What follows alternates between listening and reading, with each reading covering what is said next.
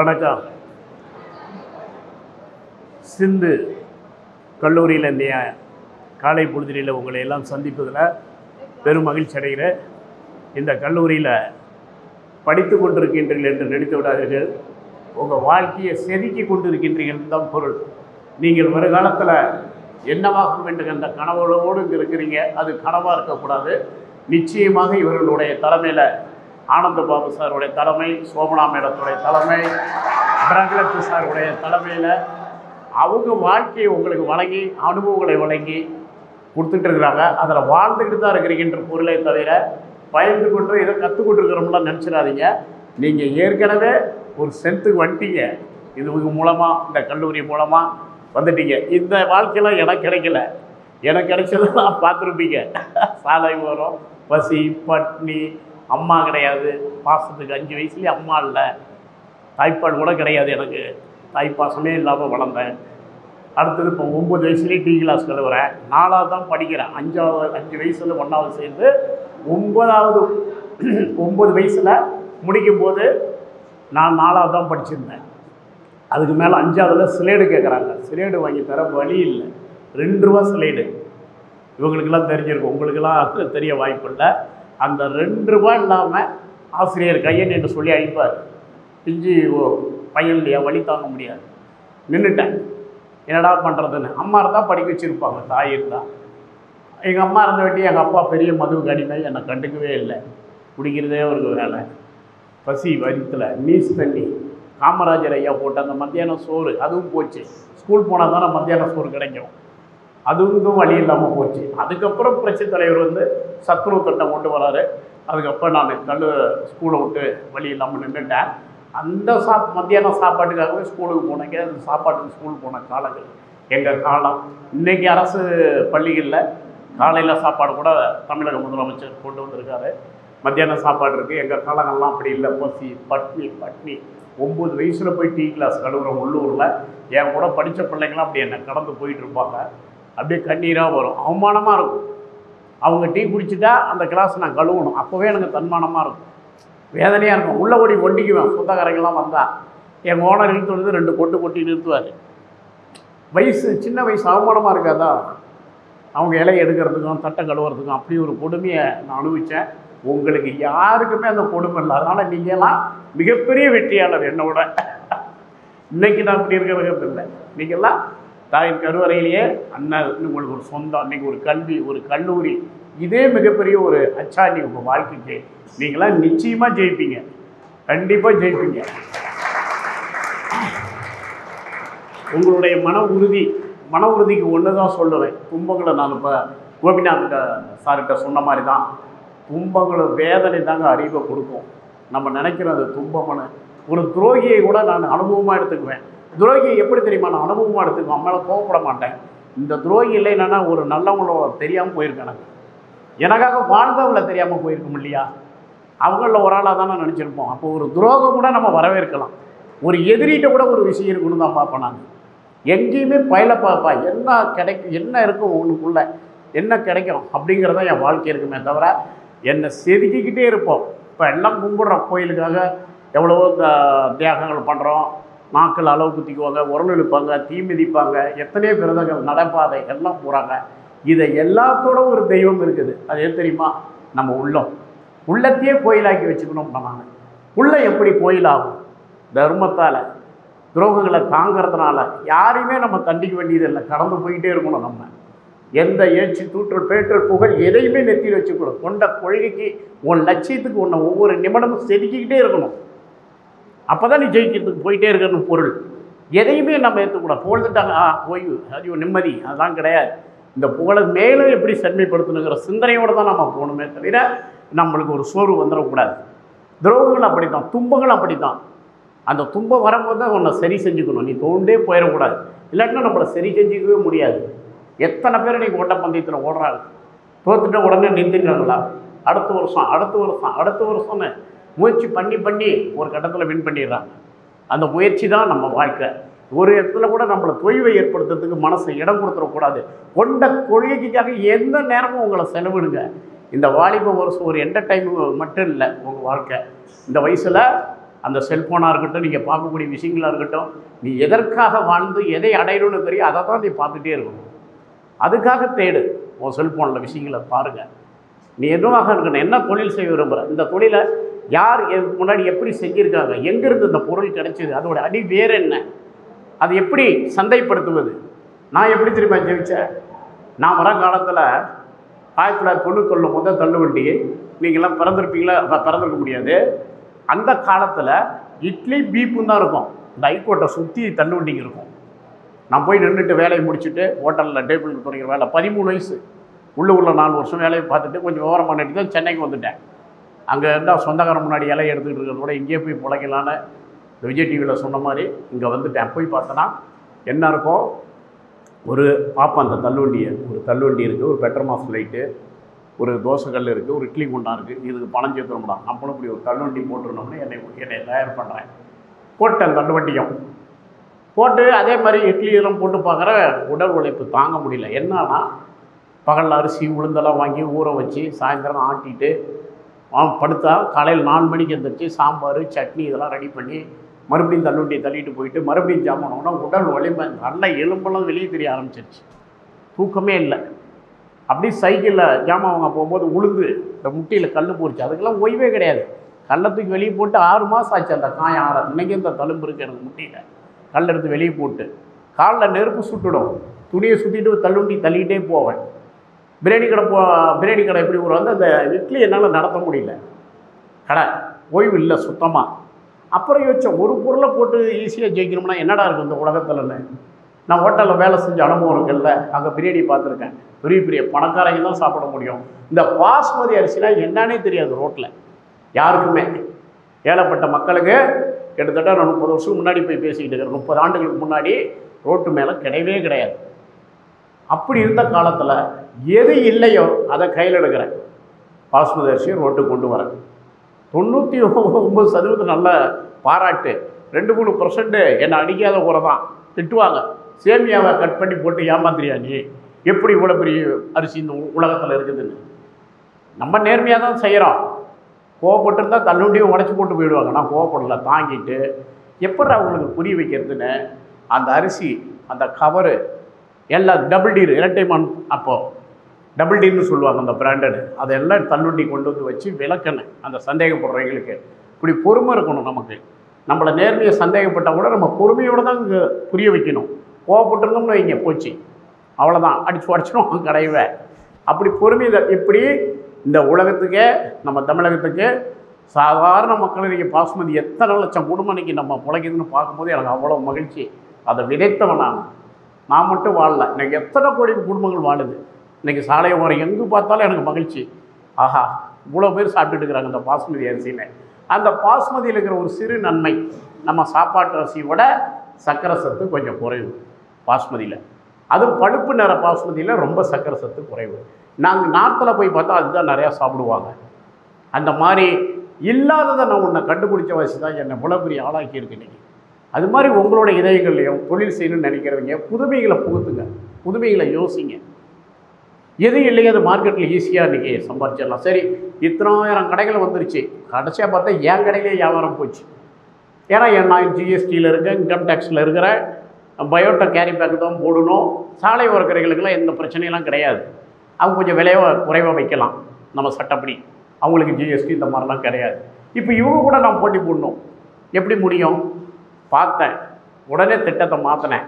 நம்ம இனிமேல் முதலாளியானது போகலாம், எல்லாரையும் முதலாளியாகும் நாடு இருக்கும்னு ஒவ்வொரு ஊருக்கும் கூப்பிட்டு உங்களை மாதிரி இளைஞர்களுக்கு இந்த கடை வச்சு பிழைக்கிறங்கிற யாரெல்லாம் தாக்கத்தோடு இருக்கிறாங்களோ அவங்கள தேர்ந்தெடுத்து பிளானை மாற்றி நாடு முழுதும் கடையை கொடுத்தேன்.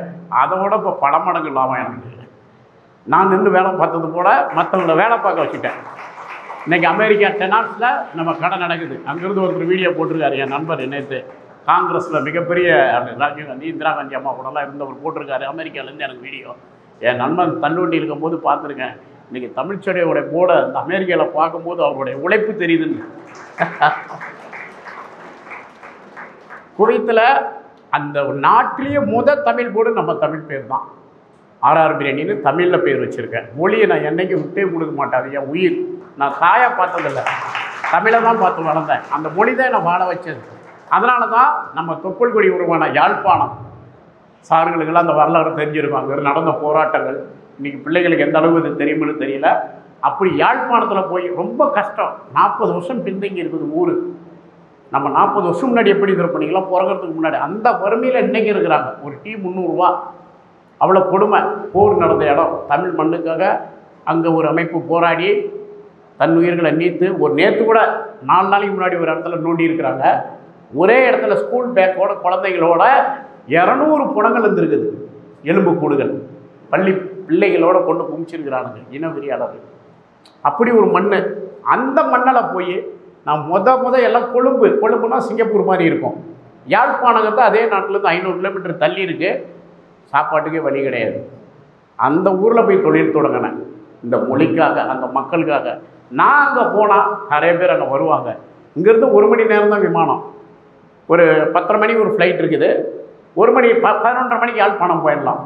அங்கே போனால் தான் இந்த வாழ்க்கை எவ்வளோ பெருசுங்கிறது நமக்கு தெரியும். எப்போ நம்ம கஷ்டத்தை பார்த்துட்டே இருக்கிறோம், நம்ம கீழே கஷ்டப்படுறவனை பார்க்கும்போது தான் நம்ம வாழ்கிற வாழ்க்கை எவ்வளோ பெருசுங்கிறது தெரியும். அதை பார்க்க தெரிஞ்சுக்குங்க வாழ்க்கையில். இதெல்லாம் மிகப்பெரிய வாழ்க்கை. இப்படிலாம் ஒரு வேளை சாப்பாடுலாம் கிடையாது. எல்லாம் பிச்சை எடுப்பேன் குழந்தைய வச்சுக்கிட்டு. மட்டக்களப்பில் நேற்று வவுனியாவில் பேசிட்டு வரேன் கல்லூரியில். என்னால் முடிஞ்ச உதவிகள் அந்த மண்ணுக்கு தான் கொடுத்துட்டு இருக்கிறேன். எனக்கு ஒரு தீராத வழி தாகம் அந்த தமிழ் மக்கள் மேலே எனக்கு. நான் இங்கே பேசும்போது எல்லாருக்கும் சொல்லுவேன், ஒரு முறை யாழ்ப்பாணம் போயிட்டு வந்துடு. கண்ணகிக்கு பாரு, பெண் தெய்வம் கண்ணகி, கற்பு கரசி கண்ணகிக்கு இங்கே கோயில் கிடையாதுங்க. புங்குடித்தீவில் 100 கோடியில் கோயில் கட்டியிருக்கிறான். யார்? அந்த புங்குடித்தீவில் வீடு வாசல்லாம் இந்த மாதிரி கட்டணம்லாம் விட்டுட்டு ஓடினவங்க 1980 அவங்க போய் அயல் நாட்டில் சம்பாரித்து தாய் மண்ணை மறக்காமல் அந்த மண்ணனை கொண்டு வந்து கோவிலை கட்டுவதும் கல்லூரிகளை கட்டுவதும் இப்படி அந்த நாட்டை வாழ வச்சுக்கிட்டு இருக்கிறாங்க தமிழர்கள், ஈழத்தமிழர்கள் மாதிரி. நமக்கு அவங்க வரலாறை படிங்க, நமக்கு புதிய எழுச்சியும் உற்சாகமும் பிறக்கும். அப்படி கஷ்டப்பட்டு அயல் நாட்டில் தன் தாய் மண்ணை மறக்காமல் வந்து கோயில் கட்டுவது, பள்ளிக்கூடம் கட்டுவது, கடைகளை திறப்பதுன்னு பாடுபடுறாங்க. அதில் நானும் பங்கெடுத்துருக்கிறேன். உங்களுக்கு யாரெல்லாம் ஒரு கனவு இருக்கணும்னு சொன்னால் ஒரு நாட்டுக்கு போகணும்னா அது யாழ்ப்பாணமாக இருக்கட்டும், தமிழ் மண்ணாக இருக்கட்டும், அந்த வரலாறு பின்ன நெட்டில் எடுத்து போட்டு படித்தாவே உங்களுக்கு வீரம், தீரம், உற்சாகம் எப்படி நிற்கணும் களத்தில், இந்த உயிர் சொன்னால் தப்பாயிடும், முடிக்கு சமம்னு நமக்கு தோணும். இந்த உயிரை அப்படி ஒரு வீர வரலாறு கொண்ட மண் உங்களுக்கெல்லாம். இதுக்கு முன்னாடி வாழ்ந்த மன்னர்களை எடுத்து பாருங்கள். இன்னைக்கு காரு, பைக்கு, மின்சாரம், கரண்ட்டு, தலைக்கு மேலே ஃபேனு, சைடில் ஏசி, எதுவுமே இல்லாத காலத்தில் கல்லணை கட்டின அந்த வரலாறு போய் பாருங்கள். நம்ம தமிழன் எப்படி கல்லணை கட்டி வச்சுருக்கோம். இன்றைக்கி ஒரு அணைக்கட்டு கட்டி உடஞ்சி போச்சுக்கிற வரலாறுலாம் படிச்சுட்டு இருக்கிறோம். அந்த தமிழனை வீரத்தீரத்தை படிங்க, பழமையை ஆராய்ங்க குழந்தைகளை. நீங்கள் ஏற்கனவே சொன்னேன், ஒரு பிறந்ததே ஒரு வெற்றியாளர். இந்த வாழ்க்கை வாழ்ந்துட்டு இருக்கிறது ஒரு வெற்றி தான்.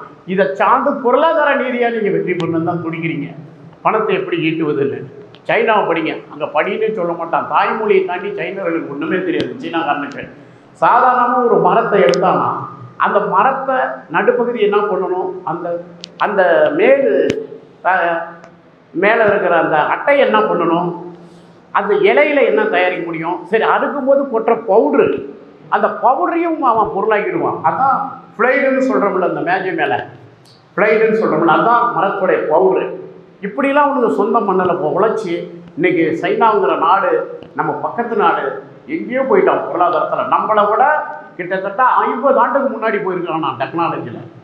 அக்கறை அந்த மொழி மேலே இருக்கிறவங்க வேறு மொழியே கற்றுக்கல. அந்த மொழி கற்றுக்கூடாது நான் சொல்லலை. நம்ம வாழ்வதற்கு எல்லா மொழியுமே பிஸ்னஸ்க்கு வேணும். தமிழுங்கிறது நம்ம உயிர், அதை விட்டு கொடுக்கக்கூடாது. ஆனால் ஆங்கிலமும் இருக்கணும், ஹிந்தியும் தெரியணும், பல மொழிகள் தெரிஞ்சால் தான் நம்ம பிஸ்னஸில் வளர முடியும். அப்புறம் இந்தியா ஒருமைப்பாடுன்னு பேசுகிறோம் இல்லையா, அவங்களும் நம்மளை ஏற்றுக்கணும், நம்மளும் அந்த மொழிகளை ஏற்றுக்கலாம், தவறே கிடையாது. அப்படி அந்த நாட்டில் ஒவ்வொரு விஷயத்தையும் அக்கறையோடு அவங்க செயல்படுத்துகிறாங்க. பொருளாதாரத்தில் மேலேங்கி நிற்கிறாங்க. எது எடுத்தாலும் சைனா மெட்டீரியல் இன்றைக்கி நம்மளுடைய ஃபர்னிச்சரோட அவனுடைய சோஃபா செட்டை இங்கிருந்து போய் வாங்கிட்டு தான் நம்ம வியாபாரம் பண்ணுறாங்க. பெரும்பாலான இந்த ஏக்கிற சரவண ஸ்டோரு, செஞ்சதா டெக்னஸ் எல்லா பொருள்களும் கலைப்பொருட்கள் உள்ளே இருக்கிறது இல்லை, உபர சிலமாரி, இது எல்லாமே சைனாவுடைய ப்ராப்பர்ட்டி தான். நம்ம இந்தியாவில் இன்னும் நம்மளாம் இளைஞர்கள் உங்கள் கையில் இருக்குது. இந்த மாதிரி சுய தொழிலுக்கு ஆசைப்படுது. நம்மளும் இப்படி வரலாம். ஒரு இல்லாத ஒரு விஷயத்தை ஒரு பெரிய விஞ்ஞானம் வேணும். நீங்கள் சாம்சங் ஃபோன் எடுத்தால் தாய்லாந்து, சோனி ஃபோன் எடுத்துட்டிங்கன்னா ஜப்பானுது, ஆப்பிள் எடுத்தால் அமெரிக்காவுது, இந்தியாவுக்கு விஓஓ கூட சைனாவுடைய ஷேர் மார்க்கெட்டில் 60% சைனாவுடைய பணம், 70%. 30% தான் இந்திய பணம். எந்த பொருளுமே நம்மகிட்ட இல்லை. நம்ம பணம் எல்லாம் அயல்நாட்டுக்கு தான் போயிட்டு இருக்கு. அப்படி ஒரு நிலையில தான் நம்ம இந்தியா இருக்கு. அப்படி இருந்து நம்ம களத்தில் நிற்கிறோம்.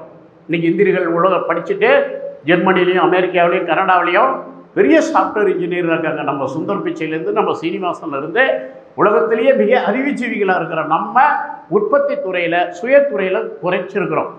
இந்த 15 ஆண்டுகளுக்கு மோடி சார் ஆட்சிக்கு வந்த வேண்டி இப்போ நம்ம ஆயுத உற்பத்தியில் இறங்கி இப்போ நம்ம ஆயுத வியாபாரியாக மாறி இருக்கிறோம். இந்தியா வாங்கிக்கிட்டு இருந்தது, இப்போ ராஃபேல் போர் விமானம் பிரான்ஸில் வாங்கினோம். இன்னும் சிலதெல்லாம் நம்ம இந்தியாவே அடுத்த நாட்டுக்கு வைக்கிற அளவுக்கு வளர்ந்துருக்கு. சுயத்தொழில் மிக முக்கியம். உங்களை இந்த வயசு, உங்களுக்கு ஓடுற வயசு, நல்லா வலுவான வயசு. நான் சொல்லுவேன், கஷ்டப்படாமல் இருக்க கஷ்டப்படு. உண்மையாருன்னா எப்படி பேசுகிறோமோ, என்ன சிந்திக்கிறோம், என்ன எதிர்பார்க்குறோம் ஒருத்தர்கிட்ட, அதெல்லாம் நம்மளாக மாற கற்றுக்கணும். எனக்கு ஒருத்தர் வணக்கம் வைக்கணும், முதல் வணக்கம் ஒன்று தான் இருக்கணும். ஒருத்தரை எனக்கு செய்யலைன்னு இந்த விரலை நீட்டாதீங்க. நீங்கள் மற்றவங்க செய்கிற அளவுக்கு உங்களை வளர்ச்சிங்க. இன்றைக்கி நான் கிச்சனுக்குள்ளே போனேன்னா நான் தான் குமிஞ்சு பேப்பர் தொப்பை பொறுக்குவேன். உடனே என் தொழிலாளிகள்லாம் அலையடிச்சு எல்லாம் பேப்பரை பொறுக்குவாங்க. அப்போ அந்த இடம் சுத்தமாகிடுது. அதுக்கு நம்ம உதாரணமாக இருக்கணும். இன்றைக்கி எங்கள் தொழிலாளிங்க பாத்ரூம் சரியில்லாம் நான் கழுவுறதுக்கு ஆரம்பிப்பேன். அப்போ தான் ஓடி வந்து அவங்க கழுவாங்க. ஐயோ, ஓனரே கழுவ ஆரம்பிக்கிறாரு. நிச்சயம் உண்மையும் மேடம். அதுக்கு உதாரணம் நம்மளாக இருக்கணும். எப்போ பாருங்கள் இன்னொருத்தரை இப்படி எதிர்முனையை காட்டிக்கிட்டே இருக்கிறீங்களே. ஒரே ஒரு விஷயம் சொல்கிறேன். நான் கூட இப்போ ஒரு 10-20 லட்சம் உடனே கொடுக்குறேன். எங்கள் 2 கண்ணுகளை நோட்டிங்க வச்சு நான் பார்க்கலாம். அப்போ தெரியுதுல இந்த கண் எவ்வளோ முக்கியம்னு, அது எவ்வளோ பெரிய சொத்துன்னு, இந்த ஆரோக்கியம் எவ்வளோ பெரிய சொத்து, இந்த அறிவு எவ்வளோ பெரிய சொத்து. 2 கைகளோடு இருக்கமே, இல்லாதவனை போய் பாருங்கள் எவ்வளோ வருத்தப்படுறோம்.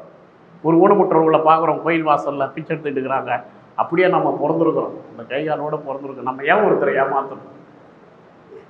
யாருக்கும் நம்ம துரோகம் துளின்னு நினச்சிடக்கூடாது. இந்த உடலே ஒரு கோவில், இந்த உள்ளமே ஒரு கோயில்னு ஆரம்பத்தில் சொன்ன மாதிரி தூய்மையான எண்ணங்கள், தூய்மை சிந்தனைகள், தர்ம குணங்கள், சகிப்புத்தன்மை, பெரிய இன்வெஸ்ட்மெண்ட்டை கோவப்படுறாதீங்க. இந்த வயசு அப்படி தோணும். எந்த ஒரு கோபத்தையும் 10 நிமிஷம் தள்ளி போடுங்க. ஒரு சிறு கோபம் பெரிய ஆபத்தை விளைவித்திடும். மாணவ செல்வங்களை படித்து பாருங்கள் வரலாற்றில். இன்றைக்கி ஜெயிலில் இருக்கிறவனை ஒருத்தரை கூட்டிகிட்டு இருந்த அனுபவத்துக்கு கேளுங்க, என்ன பேச வச்ச மாதிரி. குற்றம் செஞ்சவன் எவனாலும் அவன் குற்றத்தை நியாயப்படுத்துகிறானான்னு. தப்பு பண்ணிட்டோமே, கடாடா வருத்தப்படுறாங்கல்ல, கண்ணீர் விட்டு அழுவாங்க தனிமையில் அந்த கோபத்தால். அந்த கோபம் இந்த உலகத்தில் எல்லா பொருளுமே விலைக்கு கிடைக்கும். மன அமைதிக்கு இங்கே வா, அப்படி கூட ஒரு போர்டு இருக்குது. வா யோகா சொல்லித்தரேன், தான் ஜிம் பண்ண. ஆனால் எங்கேயாவது ஒரு போர்டு இருக்குதா? இங்கே வா கோபத்தை கற்றுத்தரேன்னு இருக்காது. ஏன்னா கோபம் அவ்வளோ ஈஸியாக எல்லாருக்கும் இருக்குது. அதனால் அந்த கோபம் அதுதான் நம்ம முதல் எதிரிங்கிறத புரிஞ்சுக்கிங்க. அன்பு செலுத்துங்க, நல்லவங்களோட பேசுங்க, பழவுங்க. அதை கேட்க கேட்க இதயமும் மைண்டும் நல்லா ரிலீஸ் ஆகும். நான் தூங்கும் போதெல்லாம் என்னுடைய சுப்பிரபாதம் காதவரம் கேட்டுட்டு தான் படுப்பேன். அப்போ சிந்தனைகளும் கற்பனைகளும் வளங்களும் நம்ம அப்துல் கலாம் சொன்ன மாதிரி அந்த பிரெயினை எப்படி பழகும், மெமரி மைண்டுக்கு நிறைய விஷயங்களை நீங்கள் சிந்திச்சு பார்க்கும்போது தான் பிரெயினை பழக்கணும். உடம்பு மசூல் ஒன்று எக்ஸசைஸ் பண்ணுறோம் கை காலுங்களுக்கெல்லாம். அதே மாதிரி தான் பிரெயினை நீங்கள் பழக்கணும்னா காலையிலேருந்து நடந்த சம்பவங்களை நினைவு கூர்ந்து நினைவாற்றலை பெருக்குவதற்கு பிரெயினுக்கு நீங்கள் வேலை கொடுக்கணும். அப்போ தான் பிரெயின் உங்களுக்கு மெமரி ஆகும், ஸ்டோரேஜ் கிடைக்கும். அதை எடுத்து நம்ம வெளியே தனி எக்ஸசைஸ் கொடுக்க முடியாது. அதுக்கான உணவுகள் என்ன? பிரெயினுக்கு ஒரு அவிச்ச வேர்க்கடலை, நெட்ஸுங்க, விதைங்க. யாருமே எடுத்துக்க மாட்டீங்க. நீங்கள் விதைகள் சாப்பிட்டு பாருங்கள். நீங்கள் இந்த ஸ்வீட்டு எங்கள் பிரியாணிலாம் கூட கொடுங்க, விதைகளை சாப்பிட்டு பாருங்கள், அறிவு எப்படி இருக்கும். கீரைகளில் வெண்டைக்காய் மெமரி மைண்டுக்கு, ஒரு மாதுளம்பழம் மெமரி மைண்டுக்கு, கனிந்த வாழைப்பழம், இதெல்லாம் மூளை வளர்ச்சிக்கான உணவு. உங்களுக்கெல்லாம் தேவை. அது பேசுக்கு உடம்புக்கு. வெறும் உணவுனா மாவுச்சத்துலேயே இருக்கக்கூடாது, மீட்டில் மட்டும் இல்லை. அதில் ப்ரோட்டீன், கொலஸ்ட்ரால் மீட்டில் இருக்குது, தப்பு இல்லை. எக்கில் இருக்குது மைண்டுக்கு தேவையானது. 5 முட்டையில் 700 கலோரி இருக்குது. 7 முட்டையில் 500 கலோரி. ஒரு முறுக்கு சாப்பிட்டீங்கன்னா 500 கலோரி வந்துடும். எக்கு அவ்வளோ நல்லது மைண்டுக்கு. மாதுளம்பழம், வெண்டைக்காய், கீரைகள், வாட்டர், தண்ணி குடிச்சிக்கிட்டே இரு. உடம்பு ரத்த ஓட்டம் சுறுசுறுப்பாக இருக்கும். கொழுப்புடைய திணுசுகளை உடச்சி உடம்பை குறைக்கும். 140 கிலோ இருந்தேன், தெரியாமல் ஏறிட்டேன். அது வேறு வரலாறு. அப்புறம் இப்போ தான் 90 கிலோ ஆகிருக்கிறேன். சாப்பிட்ட உணவு தான். அதான் இன்னொரு விஷயம் சொல்லிட்டா சந்தோஷப்படுவீங்க. இந்த கல்லூரியில் படித்தவங்க தான் நம்ம ஆர்ஆர் தமிழ் ஸ்டுடியோவை இயக்கிட்டு இருக்காங்க. 4 மாணவர்களுமே. வா பிரபா, பாருங்க, உங்கள் ஸ்டூடெண்ட்டு இந்த கல்லூரியில் படித்தவங்களுக்கே நான் உதாரணமாக இருக்கேன். அவங்களுக்கு நான் இப்போ சொல்கிறேன், ஒரு 4 நாளைக்கு முன்னாடி மணி கரெக்டாக 3:30 மணிலேருந்து 5 மணி வரைக்கும் உங்களுக்கு பயிற்சி கொடுத்தேன். ஒரு டீ கடையில் உட்கார வச்சு பேசினேன். அந்த பேச்சை ரெக்கார்டு பண்ணியிருந்தா போட்டு காட்டியிருந்தா போதும். உங்களுக்கு எப்படி அறிவு சொன்னேன்னு கேளுங்க. அவருக்கு இதை சாப்பிடுங்க, என்னை பாருங்கள், நான் பயணிக்கும் போது காருக்குள்ள எப்படிலாம் சாப்பிட்றங்கிறத பாருங்கள். வெள்ளரி பிஞ்சி இங்கே கிடைக்காது, சென்னையில் இந்த பெரிய வெள்ளரிக்காய் தான் கிடைக்கும். திருநெல்வேலியில் வாங்கி சாப்பிட்டுட்டே இருந்தால் நீங்களும் 2 சாப்பிடுங்கடா. போட புளியாங்க மூளைக்கு அவ்வளோ நல்லது. அந்த கசப்பு தூர்ப்போம். நெல்லிக்காய் நேற்று எத்தனை கிலோ வாங்கணும்? நெல்லிக்காய் எங்கே அவன்லையா டிரைவரு? 1 கிலோ வாங்கி வண்டியில் வச்சுருக்கேன். இருக்கியா? நெல்லிக்காய், வெண்டைக்காய், கோவக்காய் வாங்கணும்னா எதுக்கு? பச்சையாக 2 வெண்டைக்காய் சாப்பிடுவேன், 2 கோவக்காய் சாப்பிடுவேன். இப்போ மேடத்திட்ட கேட்டேன், இங்கிலீஷில் இந்த பேரெலாம் இருக்குது என்னங்கன்னாங்க. ஆனந்த பாபு பிரபா பிரக்லன் சார்னு சொல்கிறாங்க. மைண்டில் ஏறிக்கிச்சு இல்லை, ஞாபக சக்தி ஏன் வருது எனக்கு? தண்ணி, நல்ல மெமரி வேணுமா பிளாக் காஃபி, இன்னும் உடம்பு நல்லா ஆரோக்கியமாக வேணுமா ஒரு க்ரீன் டீ. நம்ம எடுக்கிறதில்ல, வெள்ளைக்காரனுங்க எடுக்கிறானுங்க. கறிதான் சாப்பிட்றாங்க, அதிக மாவுச்சத்து சாப்பிட மாட்டாங்க வெள்ளைக்காரனுங்க. இதில் இருக்கிற வியட்நாம், நான் எல்லா நாளும் போயிருக்கேன், கம்போடியா. வெண்டைக்காயை நல்லா அவிச்சு வச்சுட்டு சாப்பிட்றாங்க. நம்மகிட்ட அந்த கலாச்சாரமே இல்லையே. பொரியல் பண்ணி அதை வதக்கி எண்ணெயில் போட்டு வதக்கிடுறோம். அவிச்சு வெண்டைக்காய் உள்ள பிளேட்டில் இருக்குது. திருமாவளவன் சார் நானும் அங்கே வந்து தலைவர் திருமாவளவன் தெரியுமில்ல, விடுதலை சிறுத்தைக்கு தலைவர். அங்கே வந்து குழந்த மாதிரி என் கூட 2 பேரும் இங்கே எல்லாம் ஃப்ரீயாக சுற்றிட்டு இருக்கிறோம் ரோடெல்லாம். அண்ணா கூட மருத்துவர் ஐயாவும் எனக்கு நண்பர் தான். டாக்டர் ராமதாஸ் ஐயாவும் கூப்பிட்டு கூட இன்னும் ஒரு 10 கிலோ குறை தமிழ்னு என் மேலே அன்பு கொண்டு இந்த நாட்டில் ஒரு சொட்டு மழைநீர் வீணாகக்கூடாது, மது இருக்கக்கூடாதுன்னு சொல்லக்கூடிய மருத்துவர் ஐயா ராமதாஸ் ஐயா அவர்கள் எனக்கு அறிவுரை கொடுத்துருக்காங்க பாசத்தில். உண்மையாகவே நான் உண்மையாக இருக்கிறேன். என் பொண்ணுடைய திருமணத்தில் தமிழ்நாடே திரண்டு நிற்கிது 30,000 பேர். அது நெடுமாற ஐயாவாக இருக்கட்டும், தெரியும் நெடுமாற யாருன்னு. காங்கிரஸில் இந்திரா காந்தி பீரியட்லேயே அவர் அமைச்சர், ஈழ போராட்டத்தில் பெரும் பங்கெடுத்தவர் நெடுமாற ஐயா. நல்ல கண்ணையா அப்போதான் உடம்பு சொல்ல 100 வயசு தொட போகிறாரு. அவர் வந்து நிற்கிறாரு, தமிழ் உன்னை பற்றி பேசணும் மேடா இல்லை மைக்கு இல்லையாப்பான்னு. கூட்டங்க கட்டுக்கடங்காமல் இருக்குது. இந்த பக்கம் தொழிலதிபர் சரணாஸ்கர் ஓனர், ஜெயச்சந்திரா ஓனர், நல்லி ஐயா சின்னது அவர். இந்த பக்கம் தொழிலதிபர்லாம் அடிவகுத்து திருமணத்தை நிற்கிறாங்க. இந்த பக்கம் கம்யூனிஸ்ட் தலைவர்கள் எல்லாமே நல்லகண்ண ஐயாவிலேருந்து எல்லா தலைவர்களும், முத்தரசு, மணியரசு, பாலகிருஷ்ணன் ஐயா எல்லாம் நிற்கிறாங்க. வைகோ சார், இந்த பக்கம் ஓபி சார் 1 மணி நேரம் அப்போ முதலமைச்சர் அவர் உட்காந்து பாட்டு கச்சேரி, சங்கர் கணேசோடைய நிகழ்ச்சி நடக்குது, என்னுடைய உட்காந்து கேட்டுட்டு இருக்கிறாங்க. இப்படிலாம் நான் தலைவர்களை பெற்றிருக்கிறேன். ஆனால் எனக்கு இருக்கிற ஒரே தாகம் தமிழ் மண்ணும் தமிழ் பிள்ளைகளும் நீங்களும். என் வாழ்க்கையில் இருக்கிற எல்லாமே நான் சொல்கிறதுக்கு காரணம் தான். என்ன நீங்கள் கஷ்டத்தை பார்த்துருப்பீங்க. 10 நகமும் எடுத்துட்டாங்க காலில் பொந்தி போய், ஓய்வே இல்லை. நகத்தை எடுத்துகிட்டு நான் முளைக்காதோன்னு அழுகுறேன். எனக்கு நகம் போனால் முளைக்கிறது தெரியல. வயசு அப்படி 13 வயசில் பிளேட்டு கொள்ளால பாத்திரம் கழுவி தட்டு கழுவி கொந்தி இதெல்லாம் கேரி பேக்கை சுற்றிக்குவேன். இதெல்லாம் புண்ணு, இது வீங்கிங்கிறது ரத்தம் இப்படி வடியுது. கவர் சுற்றி எடுத்து, ஏன்னா அதில் வந்து ஈயோ கொசு உட்காந்து உயிர் போயிடும். கவர் சுற்றி எடுத்து அந்த கஷ்டமாம்மா நீங்கள் படம் போகிறீங்க. அதனால தான் நான் கஷ்டம்னு சொன்னால் கோவப்பட்டுருவோம் யாரையாவது. என் வாழ்க்கையை நினச்சி பார்த்துங்க, என்னடா கஷ்டங்கிறேன். ஒரு பிரியாணி அடுப்பு மூடி இப்படி ஒரு மழை நேரத்தில் தூக்கினேன், பனியனோட ஓடி பனியன் உள்ளே நெருப்பு விழுந்துருச்சு. இதான் இங்கே வந்துருச்சு இந்த இடம். அப்படியே கொந்தி தண்ணி வடியுது. ஒரு பஞ்சை வச்சு அமைக்கி மேலே சட்டையை போட்டுக்கிட்டு அந்த தள்ளுண்டி தள்ளிட்டு போய் பிரியாணி அடிக்கிறேன். ஒரு நாள் ஓய்வு கிடையாதுங்க. இந்த சட்டை கழட்டி போட்டால் அன்றைக்கி இங்கே தழும்பு இருக்கும். ஒரு நாள் நான் ஓய்வு எடுக்கலை. என் காலில் நெருப்பு சுட்டுடும் அந்த பிரியாணி அடுப்பில் தெரியாமல். அப்படியே துணியை சுற்றிட்டு தள்ளுண்டி தள்ளிட்டு போவேன்.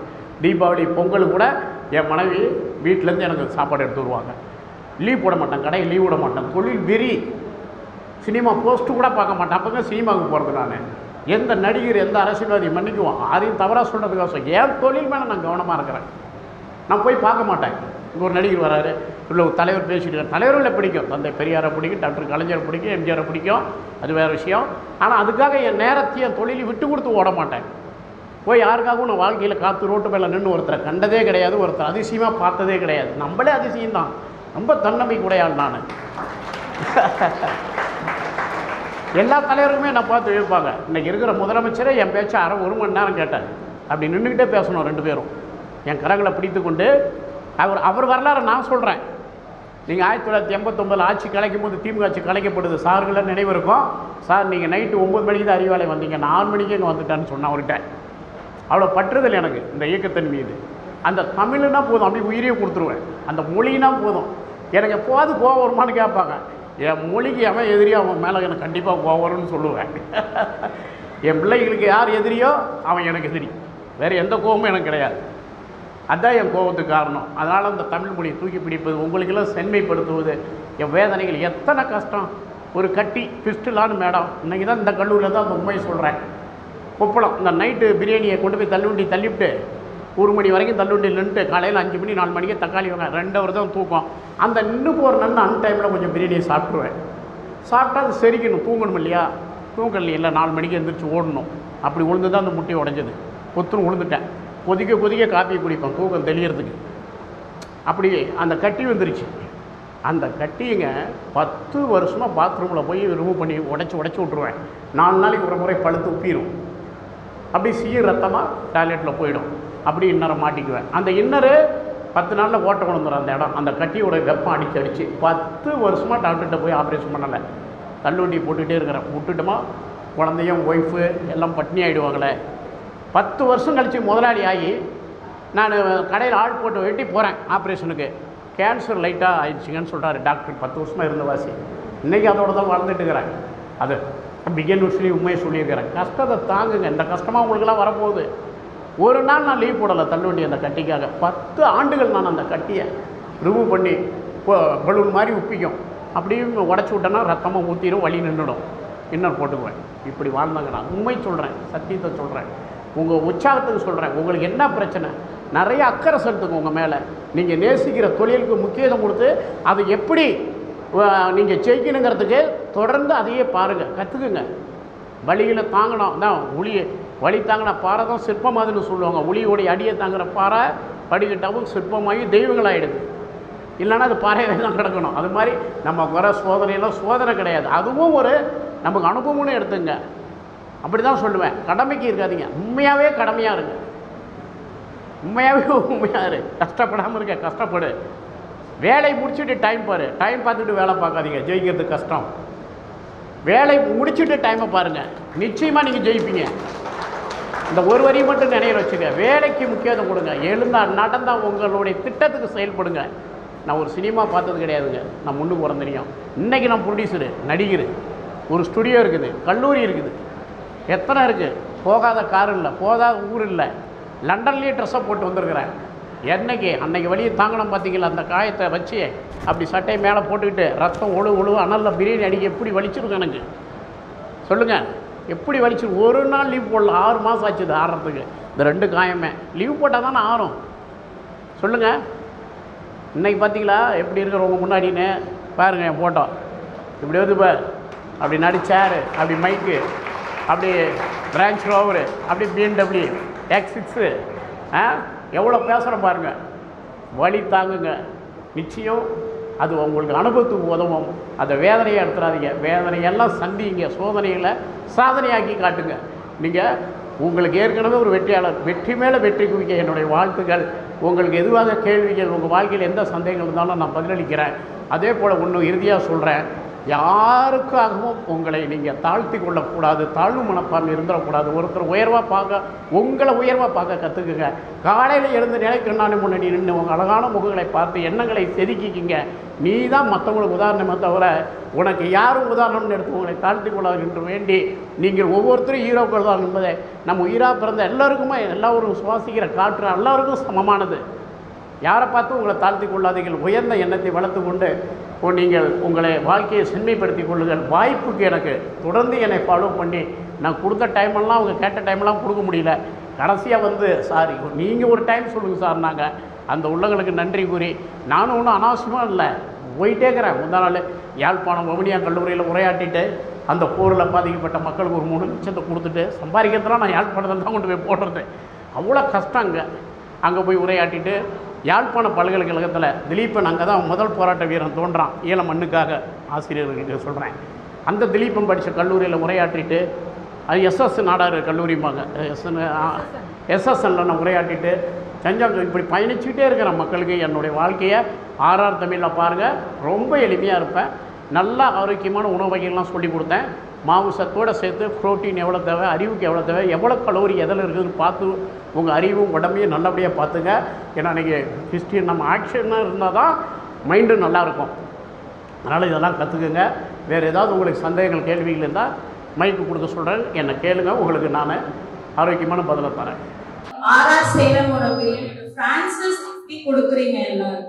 அது அளவை பொறுத்து, இடத்தை பொறுத்து, ஒரு ஏரியாவை பொறுத்து. இப்போ சிட்டிக்குள்ளனா ஒரு ரேட் இருக்கும், அவுட் ஆஃப்னா ஒரு ரேட் இருக்கும். ஸ்கொயர் ஃபீட் இருக்கு இல்லையா, ஒரு 600 ஸ்கொயர் ஃபீட்டில் பண்ணால் ஒரு அமௌண்ட் வரும். அது 1500 2500 இருக்குது. அது உங்கள் தேர்ந்தெடுக்கிற இடம் அளவு அதை பொறுத்து உங்களுக்கு நான் பதிலளிக்கிறேன் அந்த நம்பரில். ஒரு ஐடியாக்காக மினிமமா எவ்வளோ இருந்தா கால் கேட்கறதுக்கு எனக்கு இல்லை ஒரு இன்னைக்கு ரேட்டுக்கு 25,000 இருந்தால் ஒரு கடை போட்டுடலாம். கண்டுவண்டி 10,000 ரூபா, டபரா 2000 ரூபா, பெட்ரோல் மாஸ் ரேட் 1500 ரூபா, ஒரு 25,000 கடையை போட்டுடலாம். பிரெட் அல்வாவோட அடுத்த ஆர்டர் இன்னைக்கு வந்தோடனே வருத்தப்பட்டோம்ப்பா. நான் பிள்ளைங்களுக்கு நேற்று நம்ம நாடகத்துறையில் சின்ன திரை கலைஞர்கள் 700 பேருக்கும் ஸ்பான்சர் பண்ணி கொடுத்தேன் நேற்று பூந்தமல்லியில். அந்த டைமில் இன்னைக்கு நான் கொஞ்சம் யோசிக்காம விட்டுட்டேன். நான் சாப்பிட்ட சொல்லிட்டேன்.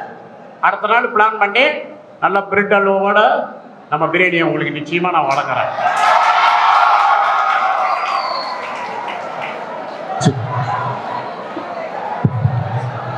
நீங்கள் மட்டும் சாப்பிட்டா போதாது, சார் முன்கூட்டியே சொல்லுவார். அவங்கவுங்க வீட்டுக்கு எத்தனைங்கிறதையும் சொல்லிடுங்க, அப்போ தான் சேர்த்து எடுத்து வர முடியும்.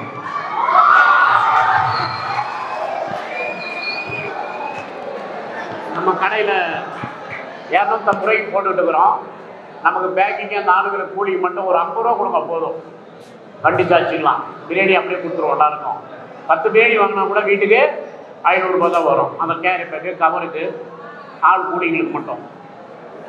மீதியெல்லாம் நான் பார்த்துக்கிறேன், இல்லைன்னா நான் பார்த்துக்கிறேன், ஒன்றும் பிரச்சனை இல்லை. வணக்கம்.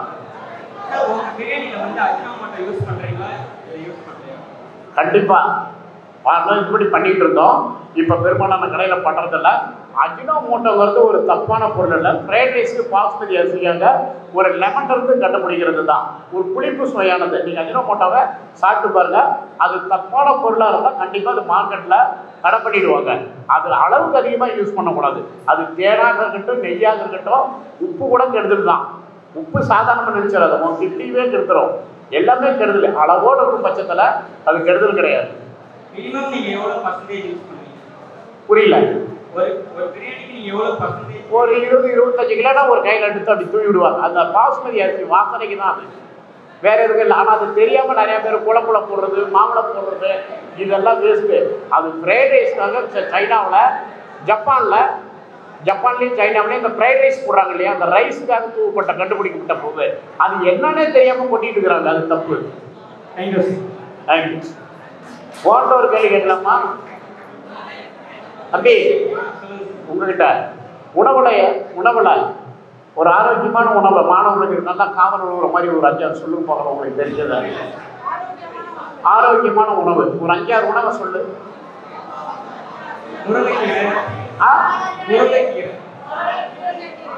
சூப்பர். அயற்சத்து, இரும்பு சத்து கொண்டது, நார்ச்சத்து கொண்டது. சூப்பர். முருங்கைக்கீரை சூப்பர்.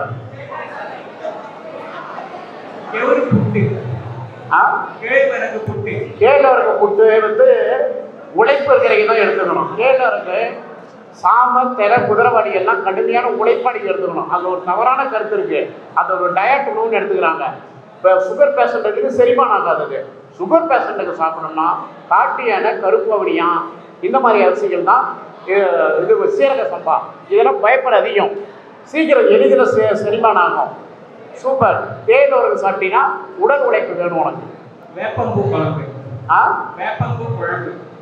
வேப்பம்பூ குழம்பா நல்லது. கசப்பு அறுசுவையில் கசப்பு நெருந்தது. பாவக்காய், கருவேப்பிலை, வேப்பம்பூ, புங்கப்பூவையும் சேர்த்துக்கினதில்ல. நம்ம அதை கண்டுக்கிறதே கிடையாது. அதுவும் உடம்புக்கு இந்த 4 இடத்தும் அறுசுவையில். அறுசுவைனா நல்ல வறுத்து தீங்கிறது அறுசுவை கிடையாது. கசப்பு, இனிப்பு, புளிப்பு, உப்பு, இது 4மே எடுத்துருவோம். இந்த கடைசியாக இருக்குது பாருங்க 2 கசப்பு தொகுப்பு எதாவது இருக்குது. நெல்லிக்காய், அவரைக்காய், கருவேப்பிலை, இந்த தொகுப்பு வகையில் இந்த பூக்கள் எல்லாமே இருக்குது, உடம்புக்கு நல்லது. சூப்பர். நாட்டுக்கோழிக்கும் பிராய்லர் கோழிக்கும் பெரிய வித்தியாசம் கிடையாது. அது நம்ம நாட்டுக்கோழிங்கிறது கொஞ்சம் எலும்புத்தோமா நமக்கு ஒரு கற்பனை. அது ஆனால் பிராய்லர் மட்டும் கண்டுபிடிக்காமல் போயிருந்தா இன்னைக்கு ஆட்டுக்கறியில் 10,000 12,000 போயிருக்கோம். பிராய்லரில் இருக்கக்கூடியது என்னன்னு பார்த்தீங்கன்னா உங்களுக்கு ப்ரோட்டீன் நிறையா இருக்குது, புரதச்சத்து நிறையா இருக்குது. அதில் தவறான இன்ஜெக்ஷன் போட்டு கொள்றாங்கிறத என்ன அந்த பறவைங்கிறதுனா ஒரு சோம்பேறித்தனமாக அது வளர்க்கப்படுது. அந்த கோழிங்கிறது பிராய்லர் கோழி ஓடாது, பறக்காது, அப்படியே வச்சுட்டு 45 நாளில் தூக்கிட்டு வந்துடுவாங்க. அதுதான் நாட்டுக்கோழிங்கிறது உங்களுக்கு ஆரோக்கியமாக ஓடி ஆடி பாடி முட்டை இட்டு குஞ்சு பிரித்து, ஏன்னா அது இனச்சேர்ப்பில் இருக்காது. பிரெய்லர் கோழி அதையும் கட் பண்ணிடுவாங்க. நாட்டுக்கோழி ஆரோக்கியமானது தான். இந்த பீரியட்ல நீங்க எப்படி சார் சர்வே பண்றீங்க? இவ்வளோ காம்படிட்டர்ஸ்லாம் இருக்காங்களா சார்? திட்டமிடுதல் தான். இப்போ இந்த கல்லூரியே ஒரு 15 நாளாகவே டேட்டு தள்ளி தள்ளி போயிட்டு இருக்குது. திட்டமிட்டுருவேன். நான் நாளைக்கு ஒரு விஷயம் நடக்குதுன்னா முதல் நாளே அந்த ஊருக்கு போயிடுவேன். கடைசி நேரத்தில் இரவு ட்ராவல் பண்ண மாட்டேன். ரொம்ப எச்சரிக்கையாக இருப்பேன். உங்களுக்கு எல்லாருமே சொல்லிடுவேன் ஸ்டாஃப்களுக்கு கூட. அந்த மாதிரி ஒரு எச்சரிக்கை உணர்வு, குறிப்பு, கவனம் கொடுக்குற வாக்குறுதிக்கு கரெக்டாக அட்டன் பண்ணிடணும். கவனம் தான் முக்கியம். இதில் ட்ராவல் பண்ணணுங்கிறது ஒரு ஹாப்பியான விஷயமா நம்ம பார்க்கணும். அதை இப்போ இந்த கல்லூரிக்கு வரேன்னா எத்தனை பேர் வாயில் நீங்கள் ஆர்ஆர் பிரியாணி ஒழிச்சிக்கிட்டே இருக்குது. எங்கள் ஆசிரியர்லேருந்து உங்கள்லேருந்து அந்த சவுண்டு வெளியே வருது இல்லை, அந்த சவுண்டு வரந்து நீ தானே நம்ம தொழிலில் நிற்கிறோம்னு பொருள். அந்த சவுண்டு அடங்கிடுச்சுன்னா நம்ம காணாமல் போயிடுவோம். பயணிக்கிறத ரொம்ப ஹாப்பியாக எடுத்துக்குவோம். நான் அங்கே என்னுடைய கடையை விதைச்சிக்கிட்டே இருப்பேன் தொழிலை.